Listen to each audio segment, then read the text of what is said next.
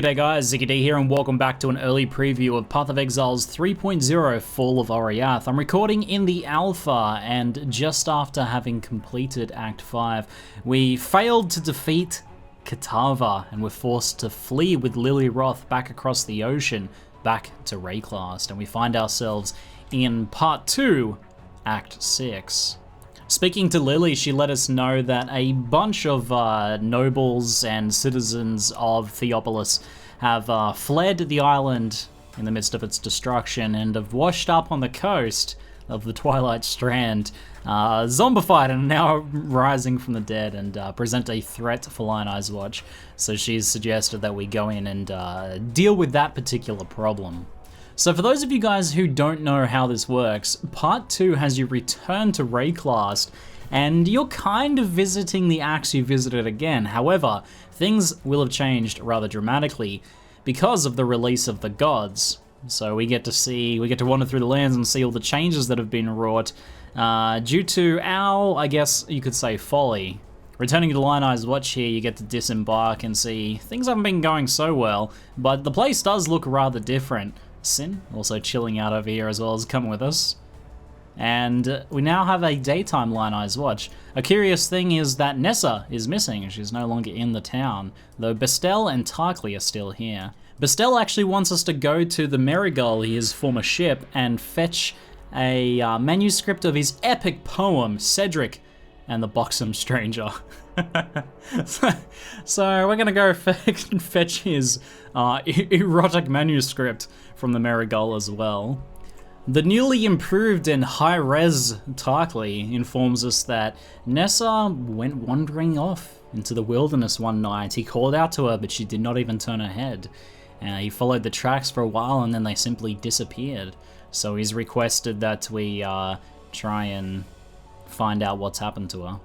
Alright, so first things first, let's head back into the Twilight Strand, which, instead of starting there, because we're not washing up, we haven't been exiled this time, we actually came via boat and landed at the dock. I know, crazy idea, isn't it? So we get to go backwards through the Twilight Strand instead.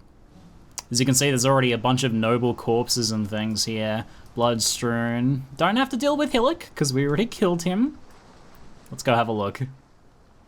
Daytime Twilight Strand this time, and it's full with noble deads as well, so just a zone full of zombies. Killing them, they actually release spirits that then crash into you, unless you shatter them, so it seems to be like an on-kill mechanic, but shattering or destroying their corpses does stop that from happening. But yeah, if you otherwise kill them, it looks like they their spirits flee up and then hit the ground and dealing some damage as well. So a slightly more interesting take on the traditional shambling zombies. They actually do pretty good damage too. I love the screams their spirits make as they wail through the air. There we go, there's like a little camp nestled in here. I suspect that this area might still not be finished because I do recall one of the devs saying that there might be a new boss in here as well, so I'm not sure exactly if that's fully completed. Nonetheless, we have cleared the coast, so we can head back now. Upon returning to Lily, she gives us a Book of Regrets. So it looks like this is a respec quest here, just an optional side quest for some respec points. It's a nice and fast one, at least, so if you do want to get those respec points, that's a pretty quick quest with a short zone. Alright, so back on the coast, we're going to head out to the Marigold now. Now we have some different enemies in the coast than what we used to. The cannibals have been replaced by Tukahama's warriors. Looks like some Karui beast creatures have arrived, along with some warhounds as well. We'll be seeing quite a lot of these guys here. You can see these ones here. Although they have like their malformed arms, they still have a lot of their traditional kind of like Karui markings and such. Looks like these Scorching Ray totems too. I don't know who summoned that. Might have been one of these guys up here. Some of them use like an icy blast rain as well. These ones with like crossbow arms fire icy blast rains at you. That's cool. And they've definitely taken up residence here as there's actual like Karui buildings here too. So I don't know what the deal with these guys are. I'm guessing they've been corrupted by their god and driven into this area. Though they still seem to have some sort of like civility going on because, I mean, they are building houses and collecting fish and things. Are there like skill gems there? They look like they collected skill gems. Interesting. It's cool to see more like more evidence of that actually in game, of the actual skill gems and that style of you know, that style of thing. Finding that around in the world is interesting, and not just as far as our players using it, but actually being collected and potentially used for some sort of purposes in the world. From a lore perspective, that's quite cool. They're very similar to the ones in Act 4, but they're much more human-like, I believe, because they still have, like, relatively human-looking torsos, rather than the very, like, the very inhuman-looking ones that you see in Act 4. Alright, we found the waypoint, let's head into the Tidal Island. Layout's still the same here.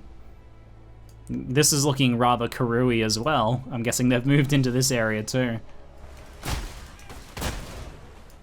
There's some larger red crabs now, savage crabs. Do they do anything different, or still regular crab attacks? Looks like still regular crab attacks. Interesting, the Karui, like, markings and gateway was at the entrance, but I've only fought crabs in here so far. I don't know if there'll be anything else here. Maybe they haven't taken over the Tidal Island. Alright, here we go. We've made our way to the Marigold. Still where we left it. Mother of Tides. Looks like a brine boss this time. Obviously, Hellrake we killed last time. Looks kind of like a watery cascade, probably pretty similar to the wave abilities the smaller ones use. Although, oh, it also uses Vortex as well, so typical Vortex, your initial burst and chilling ground. Looks like just those two abilities. Any different melee attacks? Yeah, just a bit of a tentacle whip as well. Sure, why not? All right, let's kill the Mother of Tides. Oh, she summons little baby ones, little brine daughters. Oh, they're so cute. Mercilessly slay them. Whoa, those vortexes start getting out of control as you damage her. I wonder if it's like a custom damage taken vortex or something. They seem to really start spawning very quickly though. Alright, here we go. Let's see if we can find Bestel's manuscript. Okay, let's have a look at this thing. A stranger's kiss on a moonlit night. Dost thou believe in love at first sight? Oh, he is a true poet. That is beautiful.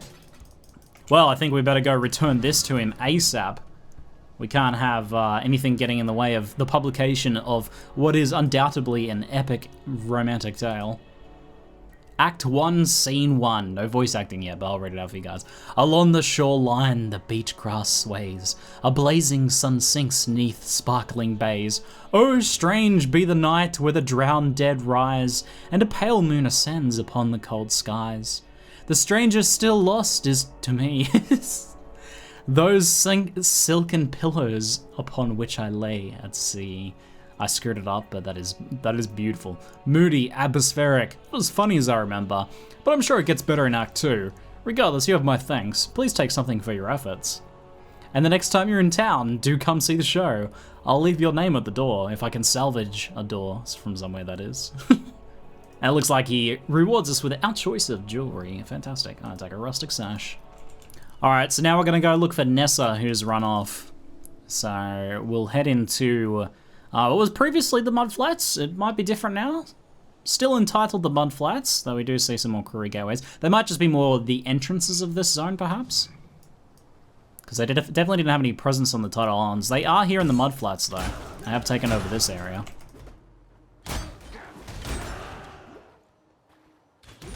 I dare say we don't need to collect any glyphs this time. We'll see if we can get through the submerged passage. I see an exit up in this direction, but I'm gonna go check out the submerged passage first to see what's going on over there. Oh, hold on. It's Nessa. Ah, whoa, what? Okay. I dare say she doesn't have a voice line yet there that hasn't been implemented yet, so we'll have to see what that's like once it releases, or sometime in the beta. These guys hurt, man. Forgotten Warriors. We were ambushed by some Karui when we first saw what looked like Nessa in the water, though she looked a little different. The Dishonored Queen. Okay, unique boss here. There's a few unique mobs guarding her as well. So she does like a single a single shot here, like a rain of arrows, maybe that leaves a burning ground effect? Which is interesting, kind of like a combination between something like Vortex and Rain of Arrows. Quite cool to see, like, all these kind of different styles of skills that we're seeing on these enemies here. Ah, what have we got here? The Eye of Conquest. It looks like these might be placeholder arts for the quest items, potentially. Weakness must be purged, lest it poison the blood of all Karui. Prayer to Tukahama. I wonder what that'll be used for. Alright, so now that we've confirmed we can't get through the submerged passage, we'll head up to this exit up this way. And it looks like it's going to be some form of Karui Fortress. Let's take a look here. Open the gates. Oh, cool. The Karui Fortress.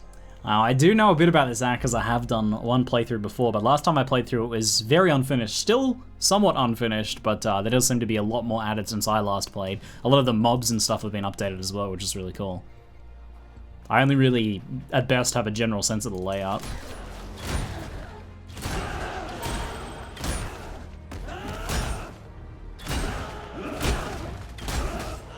Pretty strong Karui presence in here. Quite cool that the like the fetid pools that we cleansed the corruption from previously has now burst back into life. And there's even like little birds flying around and stuff. Peacocks wandering around in the grass. The place is looking good, apart from like all the Karui corpses everywhere. But again, we're to blame ruining things. There's the peacocks there. Holy army! Nice crit, nice crit. Mob density in here is pretty good. Alright, looks like we're getting somewhere. I'm gonna kill these ghosted Karui here. Alright, I think I'm gonna book it into Tukahama's Keep. Seems safe. Looks like we have a bit of an arena, and I know for a fact, our first encounter. Well, no, actually it's our second encounter with a god. Let me teach you the laws of war. Tukahama, the god of the Karui people, kicks off the fight with a bang and summoning 1 billion totems, as makes sense. Looks like he's got a Sunder that summons pulsing totems. He also has a big slam attack. Looks like everything he does just summons totems as well. Check that out. Does a 6 spinning slam there. That's awesome. Alright, let's do this. Whoa, probably don't want to get hit by that. I feel like it's going to hurt a lot. And it looks like this is some sort of like massive flame call ability or something. Or maybe all the totems were targeting. Oh, I think they're probably targeting my golem in there. Alright, so a lot of totems, and he's summoned like a big boss totem in the middle that's just rotating. So it seems like the strategy is going to be to move around the arena clockwise so we don't get beamed by this thing, and trying to stay like out of range and out of position so we're not getting destroyed by totems. It looks like it's changed direction now. Okay. Those totems hurt too, so we've got to keep moving here. Ability going to be clutch.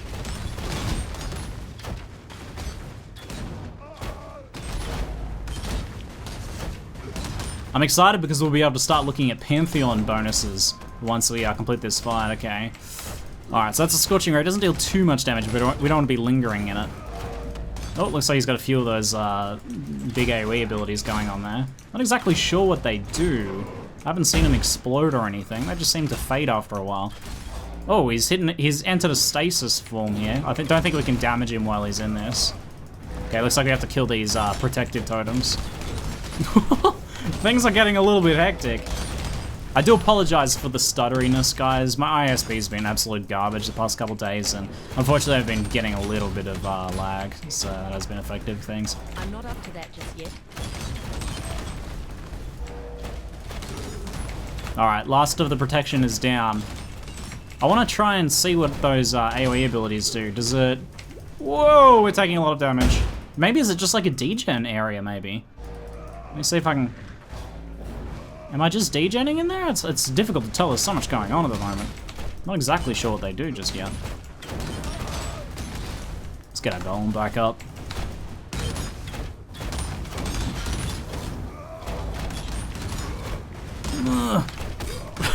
Really can't stay in one place here. We're gonna move around to the other side. I don't seem to be dealing any damage. I'm not sure what that does. There we go, we got him. Oh, and Sin swoops in to say hi as well. Oh, he's absorbing the... He's absorbing the power of the god. Interesting, okay. Let me talk to him. I am Sin, thief of virtue, and it is mine to take what I will from the defeated, to make a gift of it to the victorious. Alas, your mortal frame cannot withstand the unfettered fire of deism. It would turn your blood to mist and scorch your precious flesh black. So choose modestly and choose wisely, for there is much more at stake here than your little hopes and dreams. And now we are introduced to the Pantheon system. Awesome stuff. I'll take a more detailed look at this later once more of the gods are accessible. But essentially this is an additional layer of character customization that you can customize on the fly. They're primarily defensive powers and you gain them by defeating the gods and taking their power. So Sin absorbed the power of Tukahama and gifted onto us a small portion of it. We can now equip the Soul of Tukahama, gaining 1% additional physical damage reduction each second up to a maximum of 8 seconds, while stationary. So standing still, you get a stacking buff of physical mitigation. And then what happens with these Pantheon powers is, later on you'll encounter, I guess, minor deities. They're map bosses, essentially, in the endgame map system. And upon defeating them, you get to upgrade the powers. So if we defeat Tor, the Towering Ancient, which will be a map boss version of this boss, then while stationary, we also get the life regen each second up to a maximum of 2%. This one seems like it could be pretty nice for like your Scorching Ray builds, those sort of stationary channeling builds. Could be pretty strong power for that. But we'll get to capture more of these as we go. The kind of kicker here is that once you've unlocked multiple powers, you can pick the ones that are good for you most of the time, so maybe you're always running this, but then if you go into a certain boss fight or you're doing a certain map or something, you can swap to a different power that might be more useful for you, so you can swap these freely effectively. We only have one at the moment though. Alright, so there's an exit up here. Now Tukahama's fortress is in the center of this zone, and I believe you could just skip him if you didn't want the power. If you didn't want the power at all for your character, then I don't think you actually need to defeat him. It seems like he's an optional boss, and I think some of the minor gods under the Pantheon system, so these smaller ones, might well be optional. I don't know if all of them are mandatory, but it seems like Tukahama might not be.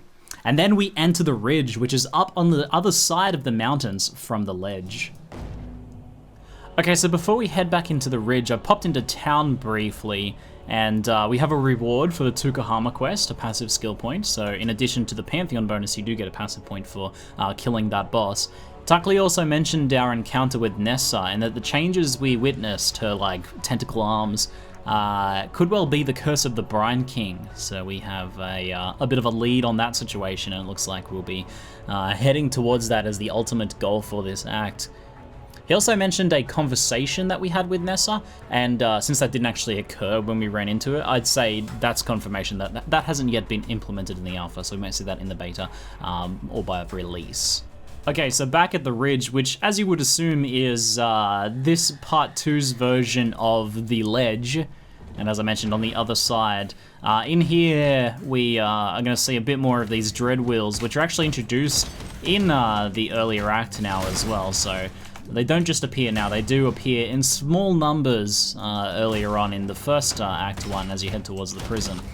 But there's a lot of them in here because, as you'll see as we move forwards, we get closer to the other side of the prison, that there's been a lot of corpses strung up on these wheels, and the ones that have reanimated have turned themselves into these awesome new monsters, these rolling wheel skeletons, which are straight out of Dark Souls, but like a fantastic cool, creepy monster when they do those charging attacks. We have a few little skitterers and snakes and things like that in here as well.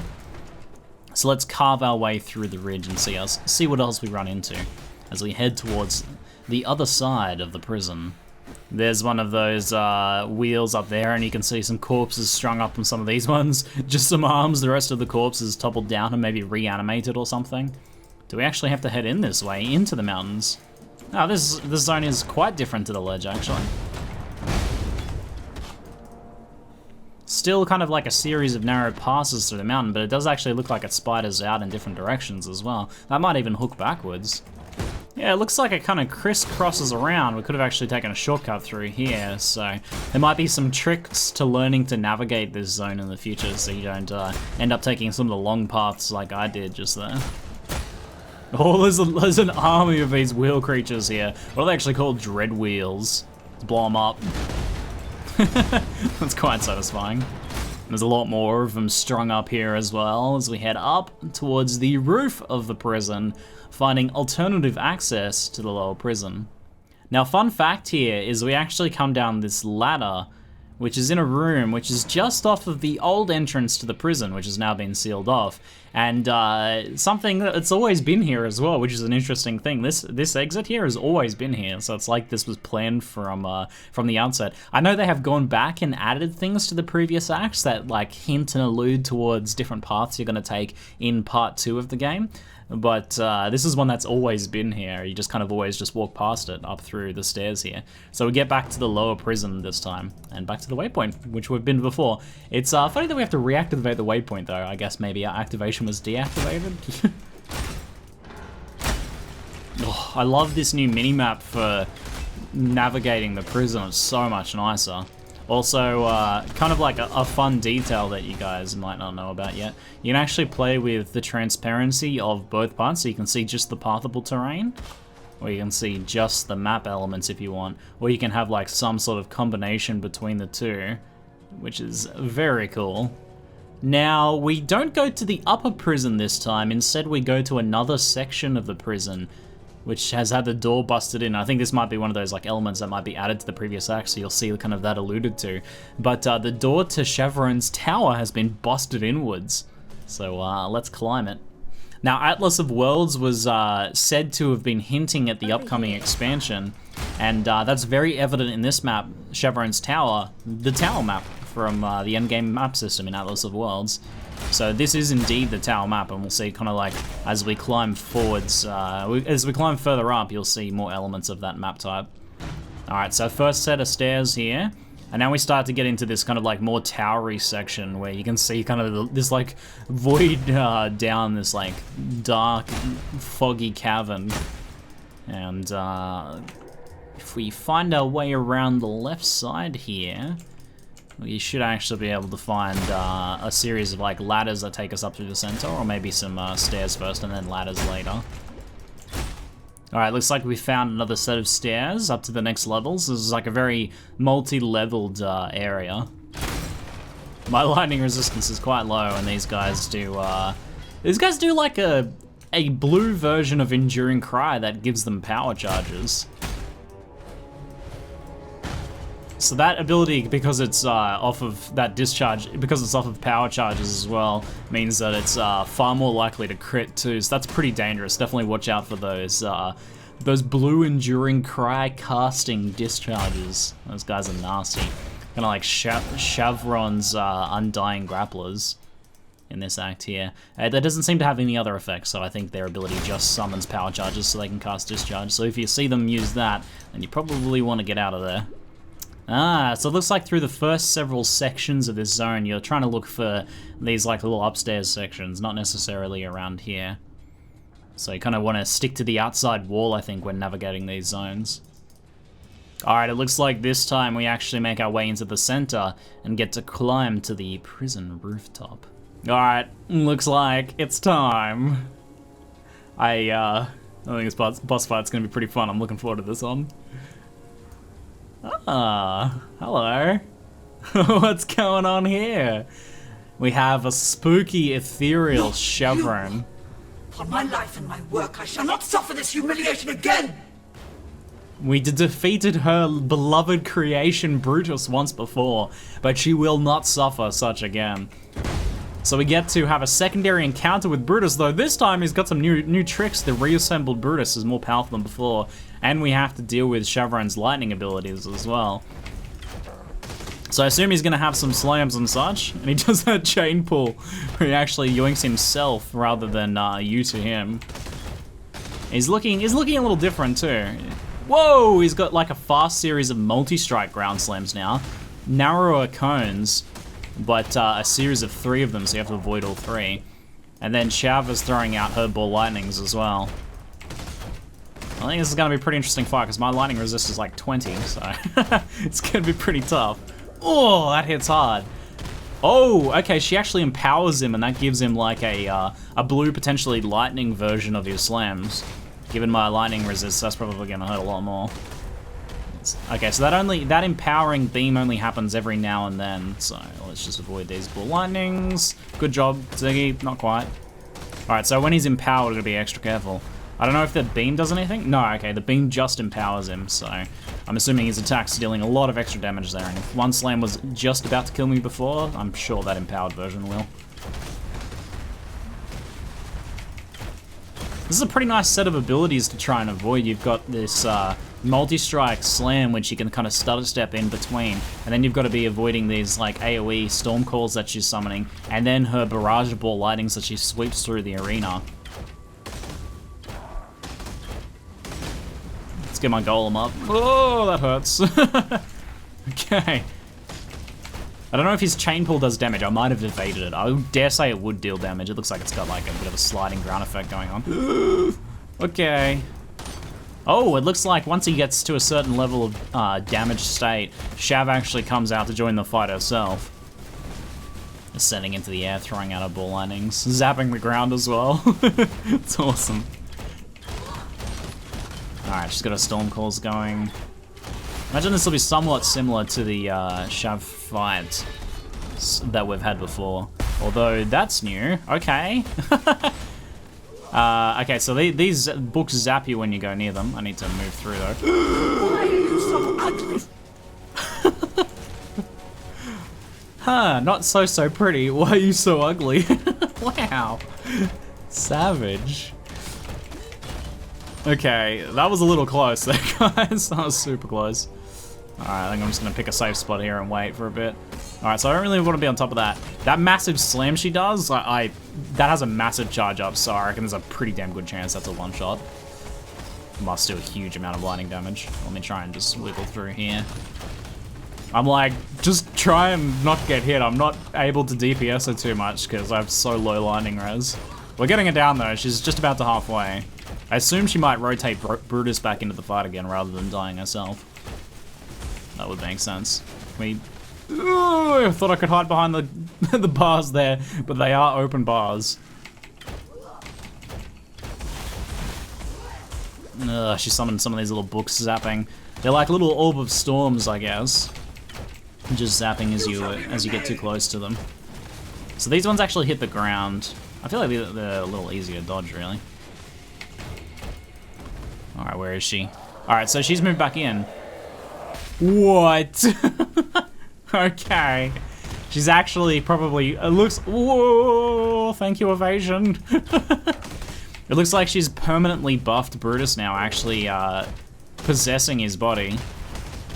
So I don't think we're gonna be getting any reprieve from the buffs this time. So it looks like he's pretty lightning enchanted now. I don't really want him to punch me. Let's get my lightning golem up.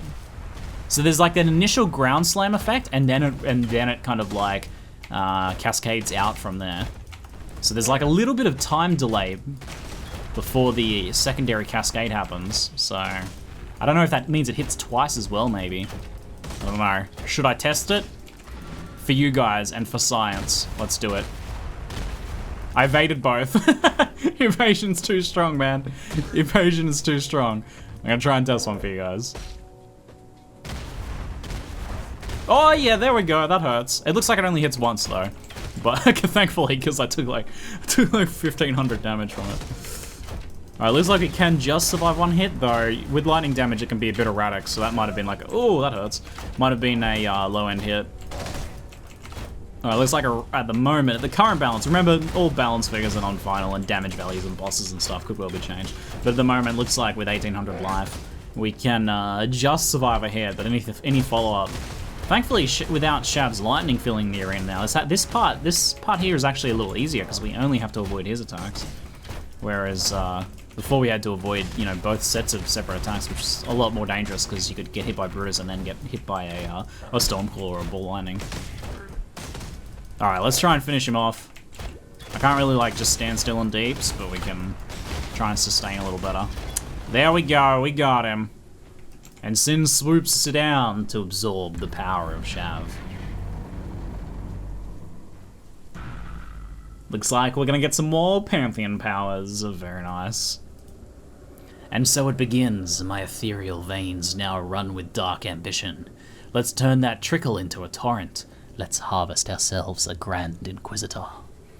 Just as Shavronne's spirit chose to return to comfortable climes, Malagaro's essence once again dwells in his very own chamber of sins. Though I hasten to add that Malagaro's sins are not my sins. I prefer transgressions of a more natural order than does he. I'd carry you to Frisia if I could, yet I expended too much of myself when I snatched you from the jaws of Katava. You will need to find your own path, as will I. Make the journey and please survive it. We too have much work left to do. Ah, so I was a little confused because I couldn't find Shavronne's power in the Pantheon, and then I just spoke to Rory, and he tells me that Shav's not actually a god. Okay, right. No, she's not a god, of course, naturally, right? So, I'm a bit silly, and it turns out that while Sin did absorb her power, it seems that he's doing so for some other purpose, which I think we'll find out more about later. And it sounds like he also wants to get Malagaro's power for that purpose as well. So that's not actually absorbing the power of a god for the Pantheon powers for us, to power us up. It's for something else. So that's very interesting. I just thought I'd update you guys there now that I've learned a little bit more. And it's a little bit of a teaser of some story elements to come, I guess. Tarkly tells us that he's trekked into the jungles and found that the animals there have been infected by some sort of parasite. Now this is actually an interesting little tidbit because you may have noticed some enemies having parasites on their backs, like the bird creatures in the Act 4 aqueducts, for example. And these parasites have been spreading slowly, and it seems that there's a lot more of them now. So I think that's going to be an important story element, but we'll see how it plays out. Talking to Bestel, he informs us that the goat creatures and the goat shaman have found themselves a god. Well, that's our fault. And he tells us of Abberath, the cloven god, which resides at Prisoner's Gate. So we'll have to go have a little bit of a meeting with Abberath and see if we can absorb his power as well. So after defeating Shavronne? Shavrutus? Shavrutus. We can head from the tower down through this door here into the Warden's chambers backwards. So she has access, her own personal access to the Warden's chambers, naturally, as her creation.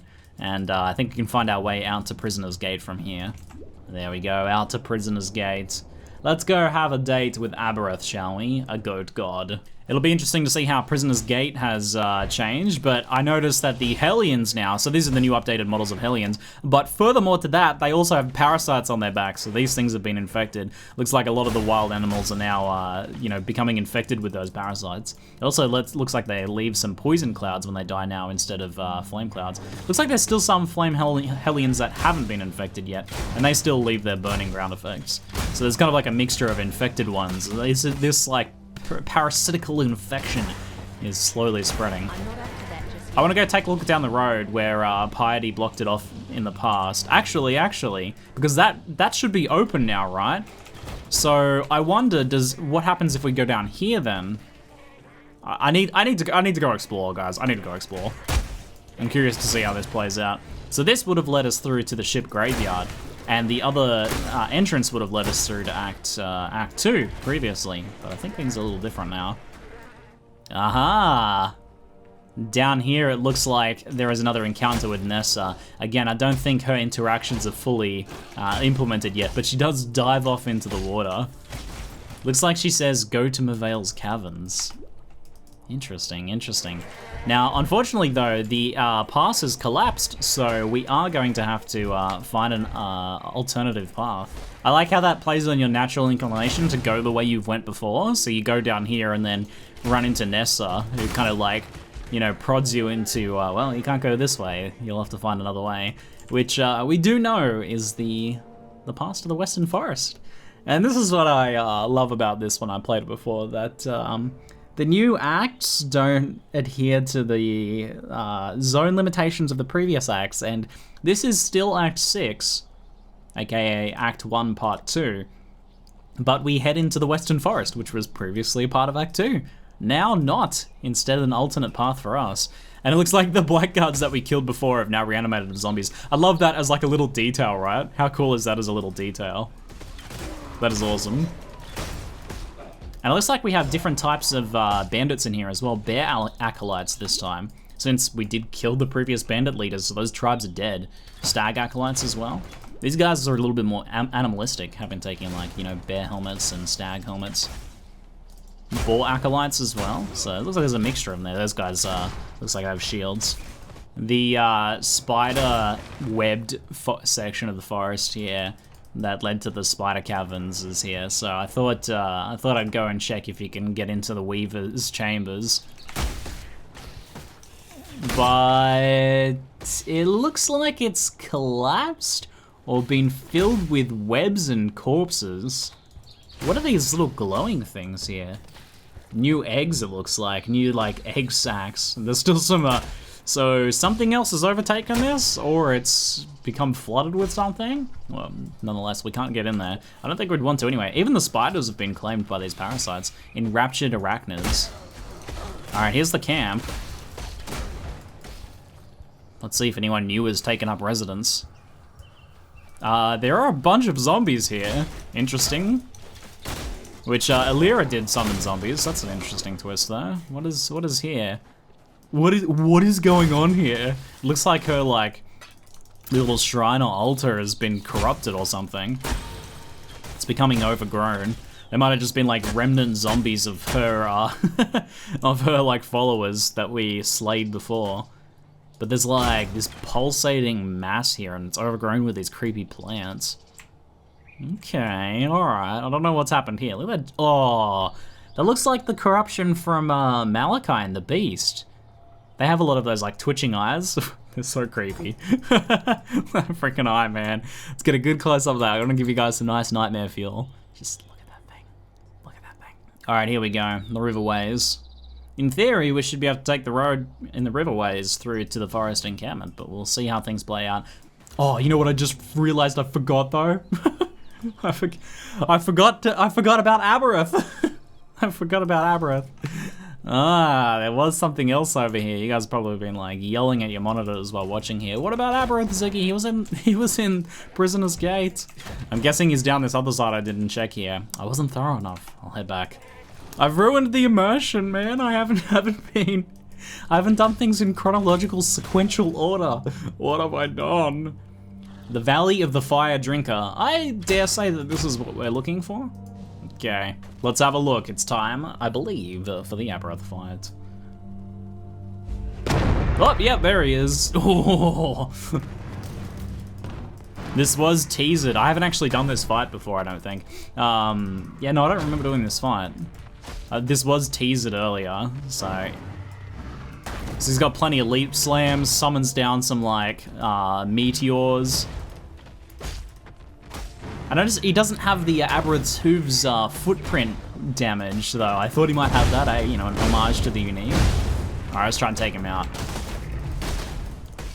Oh, there he goes. When he does this charge ability, he starts doing that Abberath's hooves effect.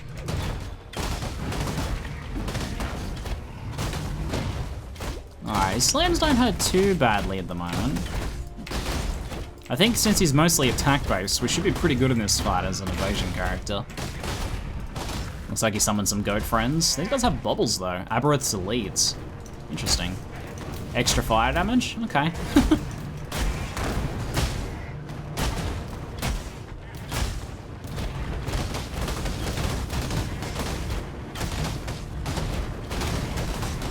Oh, okay. Big lava pool there. Degen damage? Yeah, degen damage. Not too bad. My fire res is capped.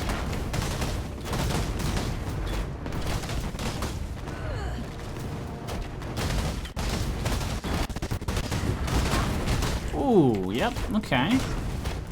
Looks like these lava pits linger for quite a while. Until he changed phase here. Oh, okay.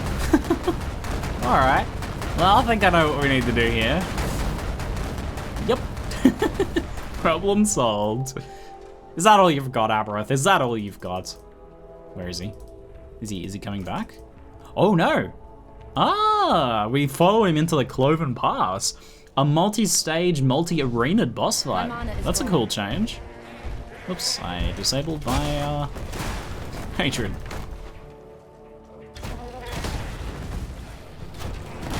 Oh, we have to run a gauntlet of goats here. While he's like raining down like these magma orbs. Valley of the Soul Drinker, here we go. Oh, he's doing another one. Okay, it's cascading out from the right-hand side there.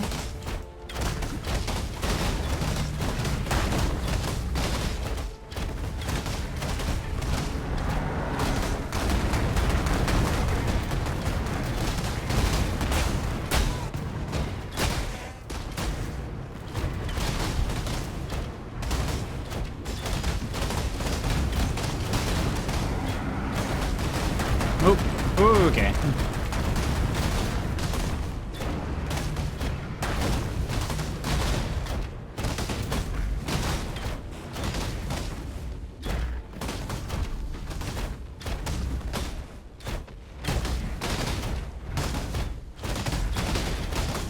Alright, looks like we just about have him. I feel like we had pretty good control over this fight.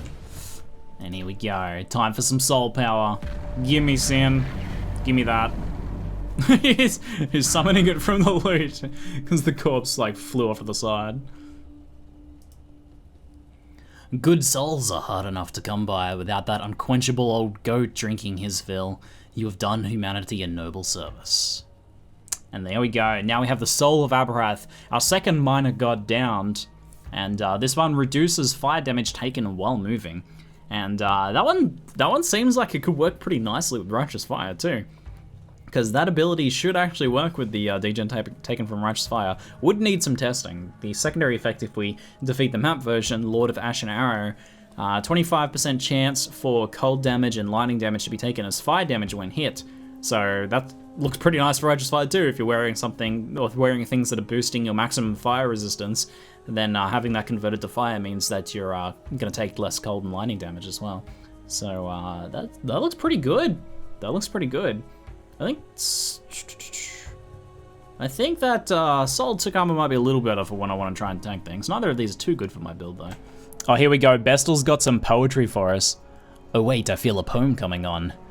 Through the bleating flock our exile did wade, over hoof and horn and goat blood sprayed, until at last an audience with old King Billy, or the Cloven One, or Abberath, and other names just as silly. Dine with me, my friend, old Billy did growl. Feed me your soul, feed me it now. Our exile just smiled and gutted that goat, so that not one more soul would get stuffed down his old throat. Okay, honestly, you would believe how hard it is to find a good rhyme for goat exile. I'm going to like Pestle as a poet. I like where this is going. And it looks like for defeating Abberath, we, in addition to the Pantheon power, get a skill point as well. So it looks like 2 of the minor gods that were killed so far give us both Pantheon powers and skill points. Alright, now that we've defeated Abberath, I want to head off to the left first before we go to the forest encampment and see if we can get up through this way. Monkeys also have parasites on their backs. Into the wetlands, the former home of Oak, and previously through to the Vile Ruins. This place is looking a little different now. Orion, you're ruining the atmosphere, bro. Rowers, and even these like moors have been infested as well by these little parasites. Or perhaps like some sort of infestation's taking over the plant life as well. They're not looking too healthy though. Alright, here's Oak's camp. Now busted open to the side. Rice Slather's Brutes. Okay, okay. A new bandit group has formed. These guys release caustic clouds when they die. No one else in the camp though, just some bandits. Interesting. And then over here we have the entrance to the spawning ground, which unfortunately I cannot show you guys just yet because it is a boss encounter that is not yet fully implemented. Though I strongly suspect it might have something to do with this, these parasites. Spawning parasites, yeah. And with the amount of like, kind of this like parasitical infestation that's happening around this area, I dare say that we might find out what's going on there once that is implemented. After that short detour, I am going to head on back through the Riverways and make our way towards the forest encampment. Oh, we have a new boss here. New zone mini boss, the Animal Pack. There's actually a few of them. Oh, I think he might be mirroring and blink arrowing himself. Does he have like multiple heads? I think he has the 3 heads that his underlings have, just all attached to himself. I don't know if he has 3 heads or actually 3 helmets. So it looks like he's laying like a series of kind of like fire traps. These things pop when we go over them? Yeah, it looks like they might do that. There might actually be a few of them. Is there like 3? Yeah, okay, no, there's actually 3 of them. I don't know if he's mirroring himself or if there actually is 3. Splight's confusing me, man. That might be the intent. But there is a shield one, a claw one, and a bow one as well. Looks like we're taking down one. It actually looks like it is 3. There are actual 3 kind of mini bosses here. So the pack, that makes sense. This guy fires like a series of, it's like, oh, they're like explosive arrows that hit the ground, except they only detonate when you go over them. That doesn't look like they do, oh, I'm evading them at the moment. They do actually deal damage. I was like, they don't deal damage. I was just getting lucky on the evasions there. So it looks like he kind of zones with the explosive arrow traps, kind of. Explosive arrow traps, kind of interesting. Oh, okay. I tried to enter the forest encampment, but there's a bunch of traps at the entrance. What the? And the entrance has been sealed. So whoever's in there does not want us to get in there. Okay. We'll head along the coast there instead. Alright, now down the bottom here we found a somewhat dodgily constructed entrance to the southern forest, so I guess we can try another approach to try and get into the forest encampment maybe. No, actually, maybe not. Looks like we have to head downwards. Let's see what we find.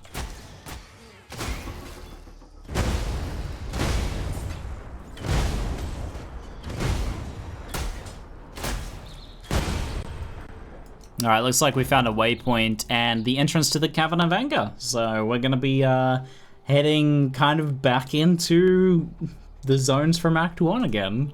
Taking a bit of a crisscrossy path, briefly dipping into Act 2 areas there. Aha, looks like another vision of Nessa. She tells us to take the black flag. And there it is. Take the black flag to the beacon. May the lubbers feel fear in their nose, and may our blades fall.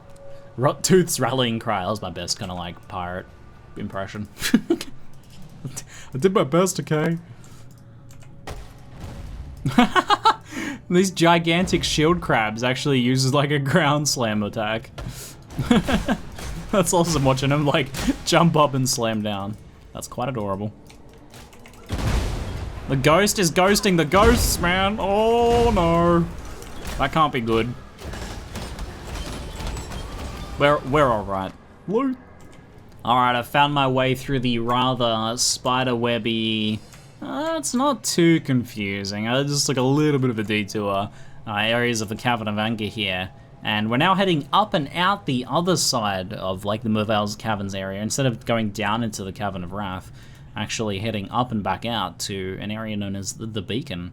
And again, as I mentioned before, Atlas of Worlds foreshadowing with the Beacon map. The Beacon zone here, which actually begins on the beach though. Facing a series of skeletons and brine creatures. These ones sand striders that fire frostbolt. What do they call them? Frostbolt, that one. Fire frostbolts at us. And also, these crabs are all infected by parasites. Though I believe that particular mob has always been infected by parasites. Those kind of larger sideways scuttling crabs. So I believe this zone is actually kind of like a combination of the beach map and the later Beacon map as well. This was quite unfinished last time I was here, so I'm looking forward to seeing how it's changed. Looks like we eventually start coming to some cliffs, which it looks like we can find passage through here. Yeah, there's kind of like this cliff bar here that we can cross to the other side of the water. Ah, now here we go. Looks like we've found the beacon.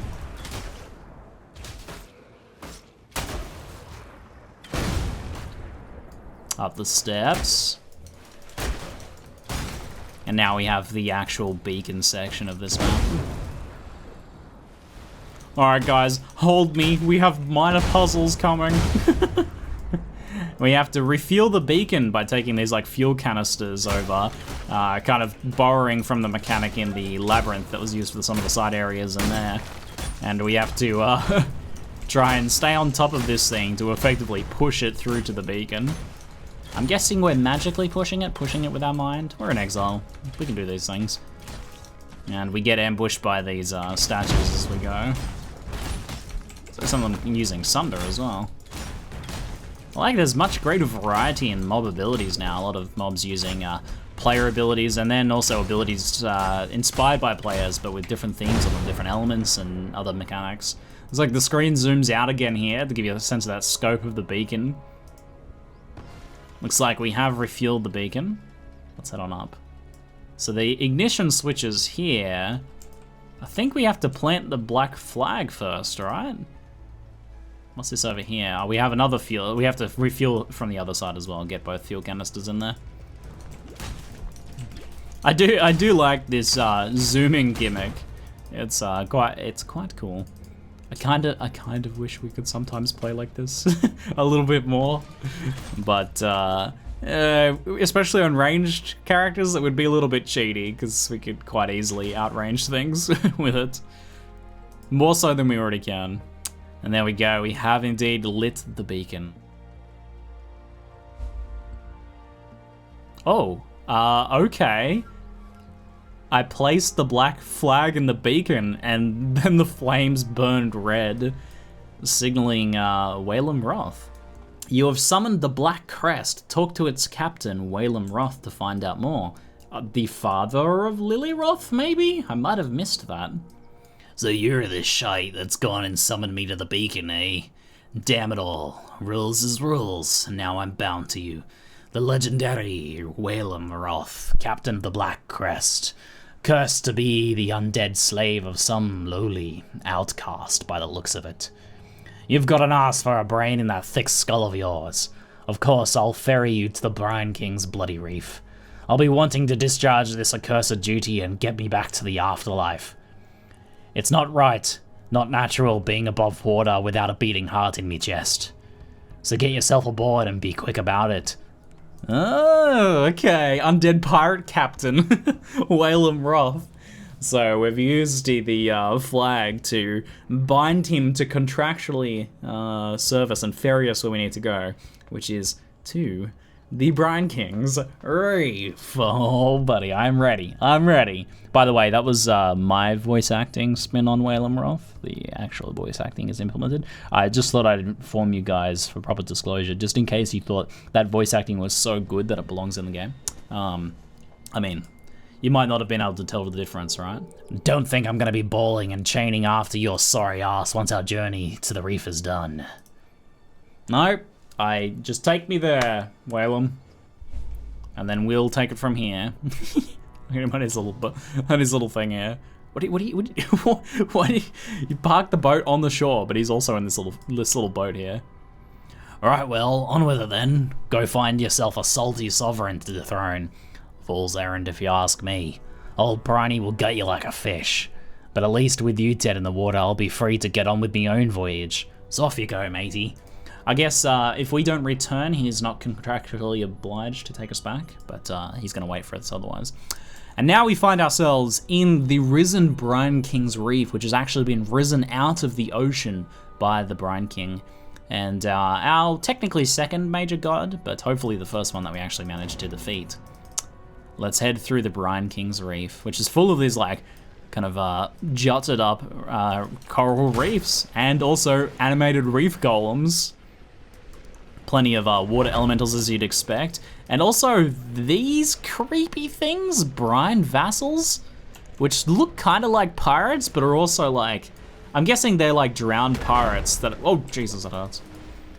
I'm guessing they're drowned pirates that have been intentacled and turned into, just, that's too creepy, man.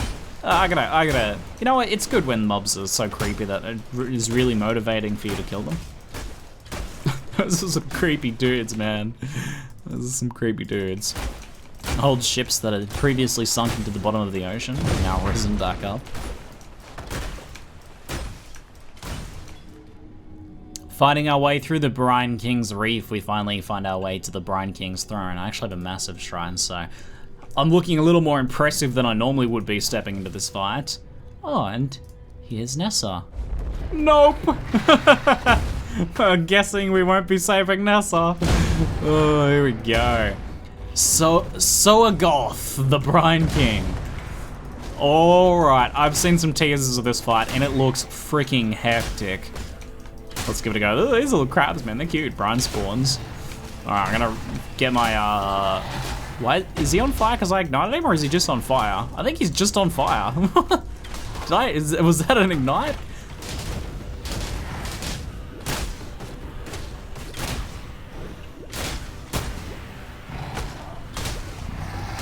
I'm really, like, uncomfortable with ocean stuff, by the way, like reefs and jellyfish and eels and seaweed and coral and all that stuff makes me, like, super uncomfortable, so this is quite unpleasant, really. Not a big ocean fan. I prefer dry land and things that don't look like they're from an alien planet. I don't know if that's just me igniting him or not, or if he actually flames. So he does like some slam attacks that create like a sundering effect. Oh, and then... Okay. Okay. Oh yeah, we don't want to go out of that water. That hurts a lot. Okay. So he does have mastery of the ocean. He draws the arena in around him. And that water slows you like crazy and does a bunch of water degen damage, I guess. Cold degen damage. And looks like there's a bunch of like storm calls in there as well, and waves crisscrossing across at the same time. And now the entire arena is surrounded by this thing. You can kind of like run to the edge, but it slows and damages you. So you gotta kind of stay off of him, because this thing slows and damages you too, I think. And you gotta kind of stay off the walls too, while dealing with this massive amount of ads. If you have AoE abilities, like kinetic blast and lightning arrow, it's pretty helpful at least. The old crabs are helping me out a bit. Looks like he's got a bit of a reeve slashing attack there. It was just like, I like those little waves just kind of like bouncing across as well. Just randomly bouncing around.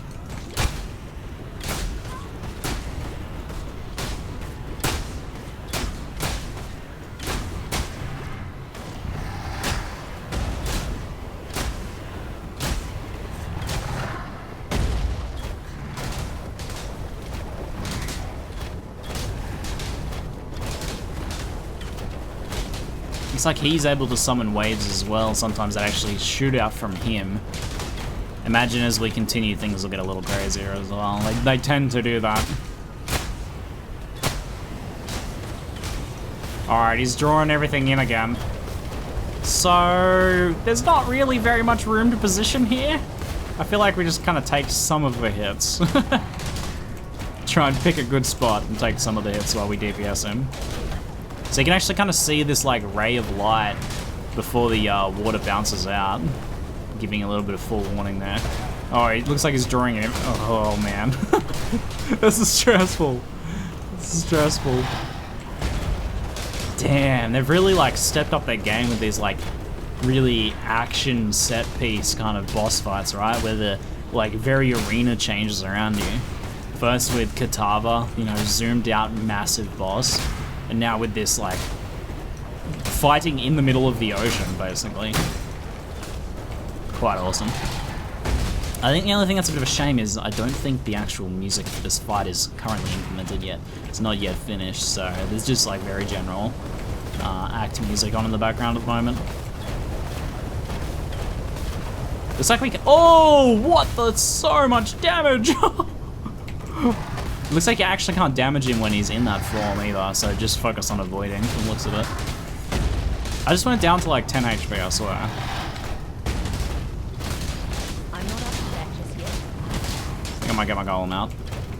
I'm a bit slack on that.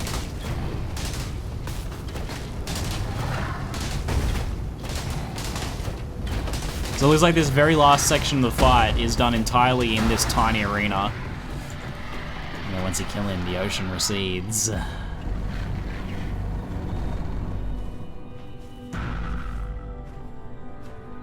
All right. Sin, give us the powers, my friend. And thus the Lord of Salt and Scale returns to the watery ruins of Soatha, where he belongs. Come, ingest of his divine juices while they're still fresh. That's not creepy at all. Soul of the Brine King. You cannot be frozen if you've been frozen recently. You cannot be stunned if you've been stunned recently. That's in the last 4 seconds. Upgrades, reduced effective chill, reduced cold damage taken, and 100% increased stun and block recovery. This god power is insane. Obviously, it's going to be very popular for CI, ES, and hybrid builds, but I feel like a lot of builds are just going to use this anyway. Because even on a life build, having freeze immunity if you've been frozen recently and stun immunity if you've been stunned recently is pretty good.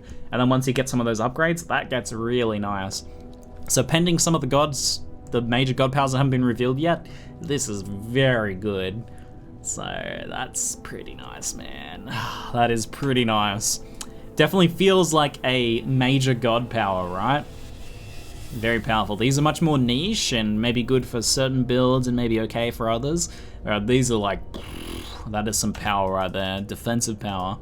Very nice. And also just something you could chuck on if you were going to fight some, you know, cold damage bosses, for example. Reduces effective chill, cold damage taken, can't be frozen, been frozen recently. That is pretty nice. So, I mean, it stops you from getting chain stunned, right? As well. That alone is huge, because chain stun is the problem. Getting stunned once is not a big problem. Getting stunned a bunch of times in a row, that's a problem. Anyway, enough of that. Whalem Roth is here to take us to the next act. How did you do? Still breathing? Bloody barnacles on me arse. You, my new friend, are a legend of the high seas to behold. Tell you what, I've already done my bit getting you here, but if you're looking to sail on to Frisia, me and the Black Crest would be honored to take ye. The bridge encampment, what? But we will save that for another video. Hopefully you guys enjoyed this look at Act 6. Again, just remember that a lot of stuff is not implemented. One of the minor gods is not implemented. A lot of voice audio, a lot of voiceovers, Nessa's voiceovers, a lot of effects and little bits and pieces that are going to make everything a lot more kind of like, you know, flashy and feel a lot better. And even things like music and stuff not fully implemented yet. So just remember, this is an early alpha first look. Nonetheless, I thought what I saw in there was pretty cool, and maybe you guys did too. Anyway, let me know in the comments below. That is going to be it for now. I am ZiggyD, and thank you very much for watching.